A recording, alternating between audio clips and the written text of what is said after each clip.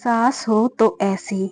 बहू, बाथरूम में 2 दिन से तुम्हारे कपड़े पड़े हैं, उन्हें धोकर फैला तो दो। सुनैना ने आंगन में झाड़ू लगाते हुए कहा। अच्छा, फैला दूंगी, आप तो मेरे पीछे ही पड़ जाती हैं। बहू ने अपने कमरे से तेज आवाज में उत्तर दिया। इसमें चिल्लाने की क्या बात है? चिल्लाने की बात क्यों नहीं है? कपड़े मेरे हैं, फट जाएंगे तो मैं आपसे मांगने नहीं आऊंगी। जिसने मेरा हाथ पकड़ा है वो कपड़े खरीद कर भी लाएगा। आपके सिर में क्यों दर्द होने लगा? बहू अपने कमरे से बोलती हुई बाहर निकली और तेज कदमों से चलती हुई बाथरूम में घुस गई और अपना सारा गुस्सा उन बेजान कपड़ों पर उतारती हुई बोलती जा रही थी। अब इस घर में रहना मुश्किल हो गया है। मेरा थोड़ी देर आराम करना भी किसी को नहीं सुहाता। इस घर के लोग चाहते हैं कि मैं नौकरानी बनकर सारे मकान की सफाई करूं, सबकी सेवा करूं, जैसे मेरा शरीर हाड़ मांस का नहीं, पत्थर का है। अपने इकलौते बेटे अखिलेश के लिए सुनैना ने बहुत सी लड़कियों को देखने के बाद रीतू का चुनाव किया था। दूध की तरह गोरी और बीकॉम तक बड़ी सर्वांग सुंदरी रीतू को देखते ही सुनैना उस पर मोहित सी हो गई थी और घर आते ही घोषणा कर दी थी कि मेरी बहू बनेगी तो रीतू ही, वरना अखिलेश भले ही कुंवारा रह जाए। इस तरह सुनैना ने 2 साल पहले अपने बेटे का विवाह रीतू से कर दिया था। रीतू अपने पूरे परिवार की लाडली थी, विशेषकर अपनी माँ की। इसलिए वो थोड़ी जिद्दी, अहंकारी और स्वार्थी थी। उसके घर में उसकी माँ का ही शासन था। जिद, अहंकार और स्वार्थ में वो बिल्कुल अपनी माँ पर गई थी। बचपन से ही ऋतु को माँ ने यही पाठ पढ़ाया था कि ससुराल जाने के बाद जितनी जल्दी हो सके अपना अलग घर बना लेना। संयुक्त परिवार में रहेगी तो सास ससुर की सेवा करनी पड़ेगी। वैसे तो सुनैना के परिवार में भी किसी चीज की कमी नहीं थी, पर रितु के परिवार के मुकाबले उनकी स्थिति कुछ कमजोर थी। सुनैना के पति राम अवतार एक कंपनी में हेड अकाउंटेंट थे। वेतन कम था, पर उसी कम वेतन में उनकी पत्नी सुनैना अपने घर को बड़े ही सलीके से चला रही थी। साथ ही अपने इकलौते बेटे अखिलेश को भी उन्होंने अच्छी शिक्षा दिलवाई थी। इस समय अखिलेश एक विदेशी कंपनी में प्रोजेक्ट मैनेजर के पद पर कार्य कर रहा था, जिसकी शाखाएं देश भर के बड़े बड़े शहरों में थी। अखिलेश को अक्सर अपनी कंपनी की अलग अलग जगह की शाखाओं का दौरा करना पड़ता था। अखिलेश जानता था कि कितनी कठिनाई से उसके मम्मी पापा ने उसे अच्छी शिक्षा दिलवाई है। इसलिए उसका झुकाव हमेशा अपने माता पिता और अपने घर की ओर रहता था। वह अपने वेतन में से कुछ ऋतु को देकर बाकी पैसा अपनी मम्मी के हाथों में रख देता था। 2-3 महीने तो ऋतु ने यह सब देखकर सहन कर लिया। यहाँ तक कि सारी स्थितियों की जानकारी वह अपनी माँ को बताना कभी नहीं भूलती थी। हर रात दिन भर की घटनाओं की जानकारी वो अपनी माँ को दे दिया करती थी और माँ उसे अपना गुरु मंत्र देना कभी नहीं भूलती थी। करीब 3 महीने बाद रितु ने पहले तो अपने पति पर शासन करना शुरू किया और जब वहां बात नहीं बनी तो उसने अपनी सास सुनैना से बात बात में झगड़ा करना शुरू कर दिया। एक बार जो उसका मुंह खुला तो उसने सुनैना की हर ईंट का जवाब पत्थर से देना शुरू कर दिया। अब तो इस घर में हर दिन सास बहू में झगड़ा होने लगा। जिस घर में रीतु के आने से पहले जो शांति थी, अब उस शांति का वहां पर नामो निशान भी ना रहा। अब सुनैना की दोपहर घर से थोड़ी दूर एक कमरे में गरीब बच्चों को पढ़ाने में व्यतीत होने लगी। राम अवतार एक शांति प्रिय व्यक्ति होने के नाते दोनों को कुछ भी कह नहीं पाते थे। पत्नी को अधिक प्यार करते थे, इसलिए उसे अपने तरीके से समझा दिया और बहू के मुंह लगना उचित नहीं समझते थे, इसलिए वे अपने ऑफिस से लेट आने लगी। अखिलेश की भी यही स्थिति थी। जिस माँ ने तमाम मुसीबतें झेलकर उसे पाला पोसा, पढ़ा लिखा कर इस लायक बनाया कि वह इज्जत की रोटी कमा सके, उनसे वह कठोर बातें बोल ही नहीं सकता था। लेकिन रितु के सामने उसकी हिम्मत ही नहीं होती थी। उधर रितु रात दिन अखिलेश के कान भरने लगी कि अब वह इस घर में नहीं रहेगी। उसे या तो वो उसके मायके पहुंचा दे या दूसरा मकान किराए पर लेकर रहे। शाम को जब अखिलेश ऑफिस से आया तो सीधे अपने कमरे में गया।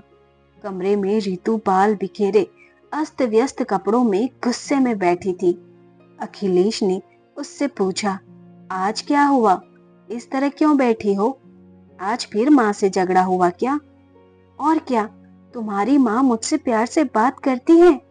शेरनी की तरह गुर्राते हुए रितु ने कहा और उसकी आंखों से आंसू बहने लगे। इसी के साथ दोपहर का सारा वृतांत रितु ने नमक मिर्च लगाकर बता दिया। पुरुष सब सहन कर सकते हैं, पर सुंदर स्त्री के आंसू वो सहन नहीं कर सकता। अखिलेश ने फौरन अपना निर्णय सुना दिया कि वह कल ही इस घर को छोड़ देगा। यह बात सुनते ही रितु के आंसू कपूर की भांति उड़ गए। सोते जागते रात गुजर गई। सुबह जल्दी उठकर अखिलेश घर से निकल गया और करीब 2 घंटे बाद घर आकर माँ से बोला कि मैंने अलग मकान देख लिया है और रितु के साथ दूसरे मकान में जा रहा हूँ। माँ ने कहा, अपने पापा को आ जाने दो, उनसे बात करके चले जाना। नहीं माँ, अब मैं किसी का इंतजार नहीं कर सकता। हर दिन की कलह से अच्छा है अलग रहना, कम से कम शांति तो रहेगी। ठीक है, मैं तुम्हें रोकूंगी नहीं, क्योंकि अब तुम बच्चे नहीं रहे। जैसा तुम्हें ठीक लगे करो। तुम्हें जिस सामान की जरूरत हो ले जा सकते हो, और वैसे भी यह सब कुछ तुम्हारा ही है। कांपती हुई आवाज में अखिलेश से कहकर सुनैना ड्राइंग रूम में जाकर बैठ गई। उस समय उनकी आंखों में आंसू थे, जिन्हें वे अपने आंचल से बार बार पोंछ रही थी। थोड़ी देर बाद अखिलेश जाकर एक छोटा ट्रक ले आया। साथ में 2 मजदूर भी थे। मजदूरों ने सामान को ट्रक में चढ़ाना शुरू कर दिया। आधे घंटे बाद उसी ट्रक में दोनों पति पत्नी भी बैठकर चले गए। सुनैना की हिम्मत नहीं हुई कि वे बाहर निकलकर उन दोनों को जाते हुए देखें। शाम को जब राम अवतार जी ऑफिस से आए, तब उन्हें अपनी पत्नी सुनैना से सारी जानकारी मिली। दुख तो बहुत हुआ, पर हर दिन झगड़े से अच्छा है दोनों जगह शांति तो रहेगी। यह सोचकर वे चुप रहे। उस रात दोनों पति पत्नी ने खाना नहीं खाया। अखिलेश और रितु को गए हुए करीब 1 साल हो गया था। ठीक दिवाली के 10 दिन बाद ही दोनों ने घर छोड़ा था। दिवाली का त्योहार आया तो हर घर में धूमधाम से तैयारी शुरू हो गई। घरों में दीप जलाए जा रहे थे, पर सुनैना और राम अवतार जी दोनों उदास बैठे अतीत की यादों में खोए रहे। उनमें त्योहारों को लेकर न कोई उत्साह था, न कोई उमंग। शाम को सुनैना केवल एक दीपक जलाकर आंगन में रख आई। दीपावली के 2 दिन बाद राम अवतार जी को ऑफिस भेजकर सुनैना बच्चों को पढ़ाने चली गई, और जब वे शाम को लौट रही थी तो रास्ते में उनकी मुलाकात एक अनजान औरत से हो गई, जो उन्हें जानती थी, पर सुनैना उसे नहीं जानती थी। पहले तो उस औरत ने सुनैना को नमस्ते किया, फिर बताया कि रितु व अखिलेश उसके मकान के पास ही रहते हैं। आज रितु की तबीयत ज्यादा खराब थी और उसे उसके मकान मालिक ऑटो रिक्शा से अस्पताल ले गए हैं, क्योंकि अखिलेश यहाँ नहीं है और रितु की डिलीवरी होने वाली है। सुनैना ने जब उस औरत से यह पूछा कि रितु के मकान मालिक उसे लेकर किस अस्पताल गए हैं, तो उसने वर्मा नर्सिंग होम का नाम बता दिया। सुनैना जल्दी से घर आई और एक थैले में कुछ जरूरी सामान रखा। अलमारी में जो पैसा रखा था उसे लिया और घर को ताला लगाकर ऑटो से वर्मा नर्सिंग होम चली गई। वहां जाकर जब रितु के बारे में पता किया तो पता चला कि बच्चा नॉर्मल नहीं हो सकता, इसलिए डॉक्टर रितु को ऑपरेशन थिएटर में ले गए हैं। तभी एक नर्स ने आकर आवाज लगाई कि रितु के साथ कौन है।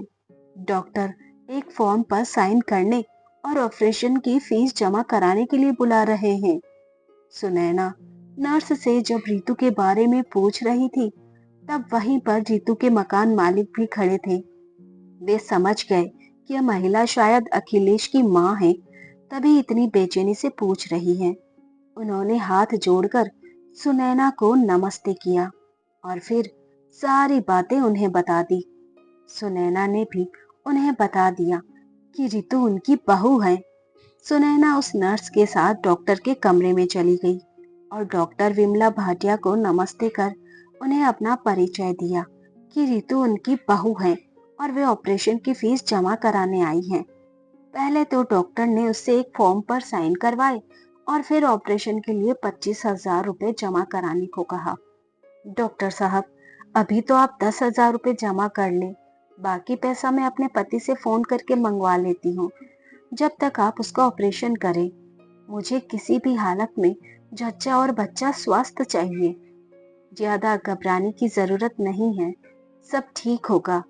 हाँ, आप यह पैसा काउंटर पर जाकर जमा करा दें और रसीद ले। वहीं से आप अपने पति को फोन भी कर दें।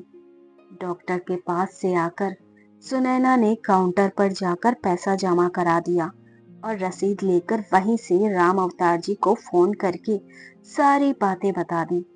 साथ ही यह भी कह दिया कि जल्दी से 15,000 रुपए लेकर वर्मा नर्सिंग होम में आ जाए।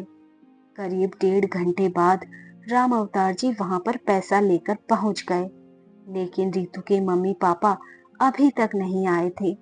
राम अवतार जी ऑपरेशन रूम के पास एक बेंच पर सुनैना के पास बैठकर इंतजार करने लगे।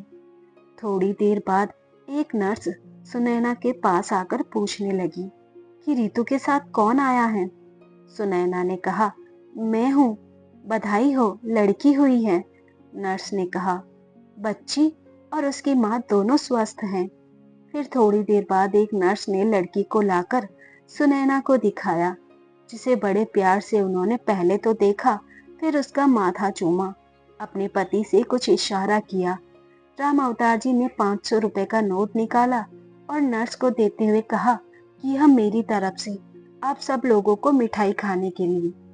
थोड़ी देर बाद रितु को एक स्ट्रेचर पर लिटाकर वार्ड में लाया गया। उस समय वो बेहोश थी। वार्ड में एक बिस्तर पर लिटाकर उसके पास पालने में बच्ची को भी लिटा दिया गया। सुनैना वही बेंच पर बैठकर कभी बच्चे को तो कभी रितु को देखती रही और पति को घर भेज दिया। करीब 4.5 घंटे बाद रितु को होश आया। उसने आंखें खोली तो देखा उसकी सास सुनैना उसके पास बैठी है और उसकी गोद में एक बच्चा है। लक्ष्मी आई है, ठीक तुम्हारी तरह।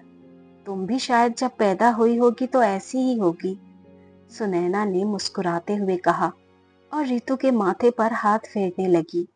रितु को बड़ा अच्छा लग रहा था।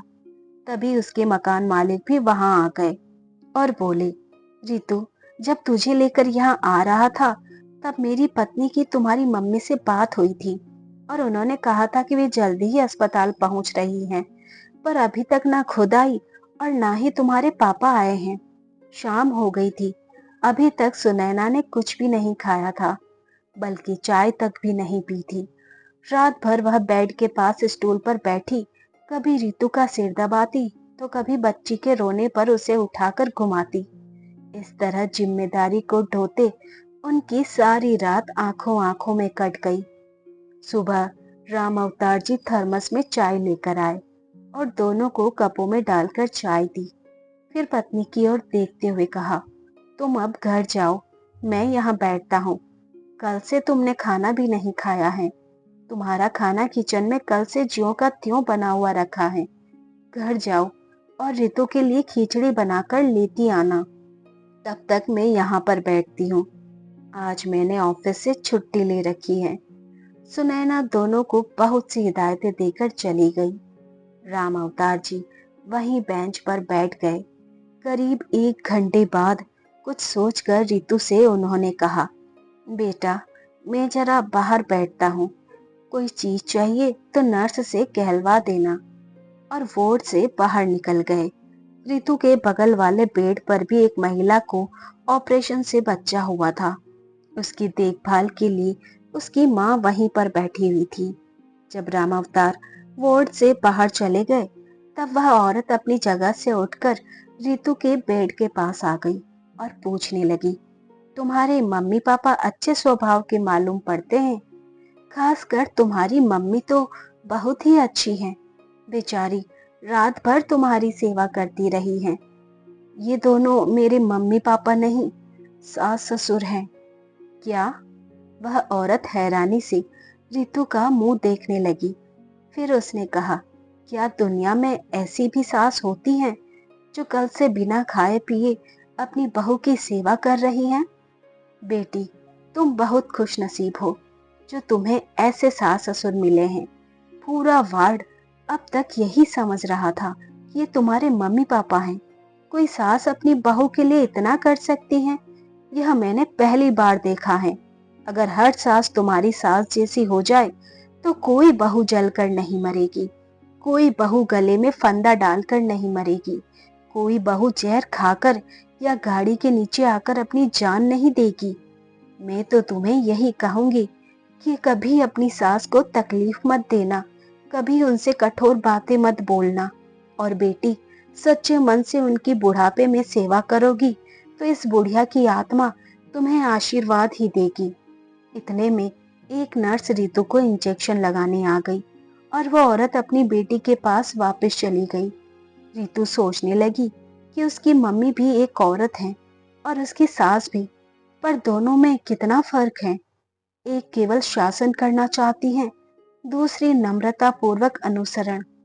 एक किसी के घर को तोड़ना चाहती है तो एक घर को बचाने के लिए खुद तकलीफ उठाती है। एक में दिखावा है, अभिमान है, तो दूसरी में गंभीरता और सहजता है। पहली नारी है इसलिए सम्माननीय है, दूसरी सम्मान के साथ साथ श्रद्धा और प्रेम की पात्र भी है। एक केवल जननी है तो दूसरी माँ। रितु की आंखें छलक रही थी। बेटा, चाय पी लो।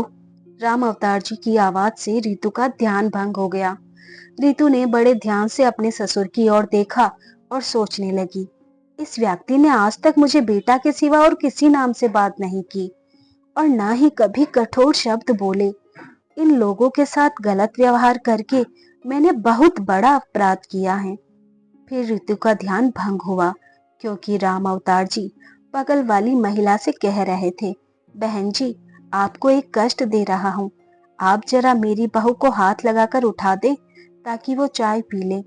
वह औरत उठी और रितु को उठाकर चाय पिलाने लगी तो राम अवतार जी वार्ड से बाहर चले गए। करीब 10 बजे सुनैना खिचड़ी और कुछ साफ सुथरे कपड़े लेकर आ गई और रितु को धीरे से बैठाकर चम्मच से अपने हाथ से खिलाने लगी। आज रितु को यह खिचड़ी मोहन भोग के सम्मान लग रही थी। शाम को करीब 4 बजे रितु के पापा गिरधारी प्रसाद और उसकी मम्मी रजनी ने एक साथ वार्ड में प्रवेश किया। उस समय सास सुनैना रितु के बालों में कंघी कर रही थी। बेड की दूसरी तरफ एक खाली बेंच पर वे दोनों बैठ गए। दोनों का यहाँ आना ऐसा लग रहा था कि जैसे किसी पार्टी में आए हो। गिरधारी प्रसाद बार बार अपनी टाई को ठीक कर रहे थे और रजनी का तो कहना ही क्या था। दोनों के कपड़ों से महंगे परफ्यूम की खुशबू आ रही थी। पूरा जच्चा बच्चा वार्ड उस खुशबू से महक रहा था। दोनों ने औपचारिकतावश हाथ जोड़कर सुनैना को नमस्कार किया, फिर उनसे कोई बात नहीं की। एक थैले में कुछ सामान रखकर सुनैना ने उठते हुए कहा, रितु, जितना मुझसे बन सका मैंने कर दिया। अब तुम्हारे मम्मी पापा आ गए हैं, अब मैं अपने घर जा रही हूँ। तुम भी एक सप्ताह बाद अपना टाका कटवाकर अपने घर चली जाओगी।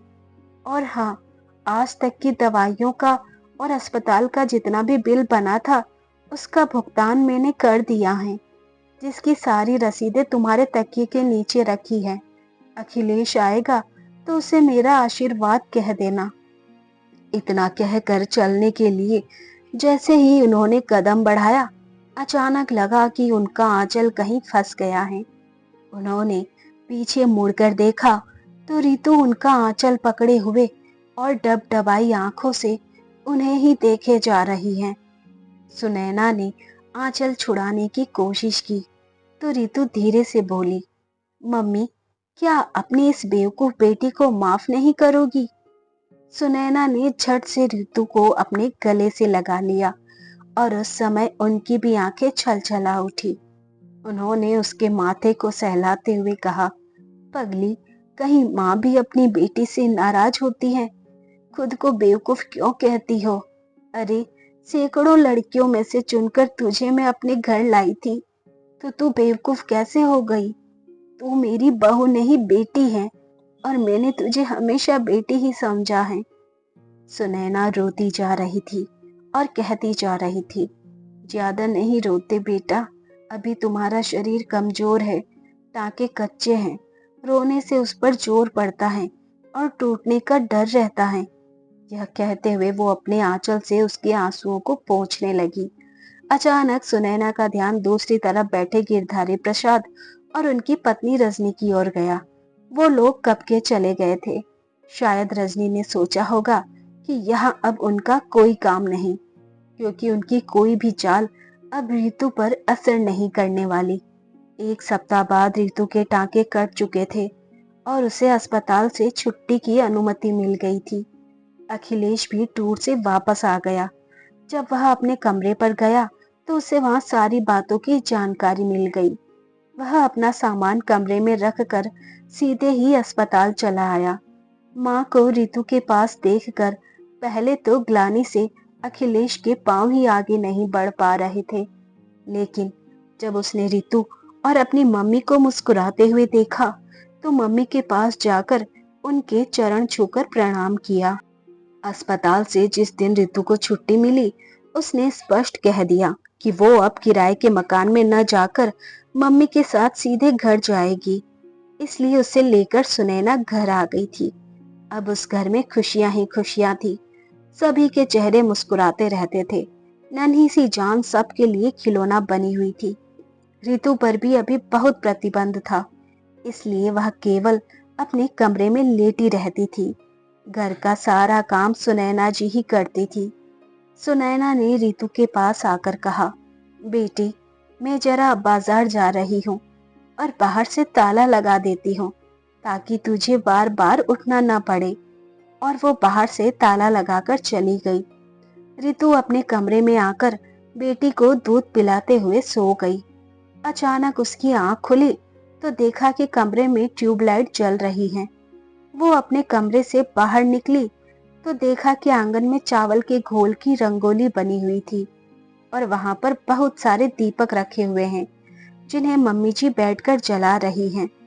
दिवाली बीतने के बाद मम्मी जी दीपक जला रही हैं, यह रहस्य उसकी समझ में नहीं आ रहा था। वो धीरे से अपनी सास के पास गई। रितु की पायल की आवाज से सुनैना का ध्यान दरवाजे की ओर गया तो उन्होंने देखा कि दरवाजे पर रितु खड़ी है।